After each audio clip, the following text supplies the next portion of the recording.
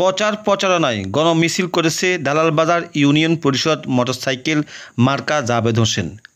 আসন্ন লক্ষ্মীপুর সদর উপজেলার দালালবাজার ইউনিয়ন পরিষদ নির্বাচনে মোটরসাইকেল মার্কা প্রতীক নিয়ে উপশহর গণমিছিল করেছেন বিশিষ্ট ব্যবসায়ী জাবেদ হোসেন।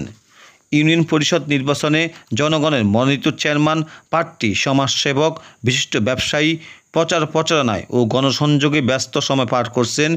ইতিমধ্যে তিনি দালালবাজার ৯টি ওয়ার্ডে মোটরসাইকেল মার্কা প্রচার প্রচারণা শেষ করছেন। মানুষের ব্যাপক আর ভালোবাসা সিক্ত হচ্ছেন পুরো এলাকা জুড়ে। মোটরসাইকেল চেয়ারম্যান প্রার্থী জাবেদ হোসেন বিগত দিনে দালালবাজার ইউনিয়ন অসহায় ও হতদরিদ্র মানুষের কল্যাণে কাজ করেছেন। আগামী ২৮শে এপ্রিল মোটরসাইকেল মার্কা ভোট দেওয়ার আহ্বান করেন জাবেদ হোসেন। তিনি নির্বাচিত হলে ন্যায় বিচার ও মানুষের অধিকার নিশ্চিত করবেন।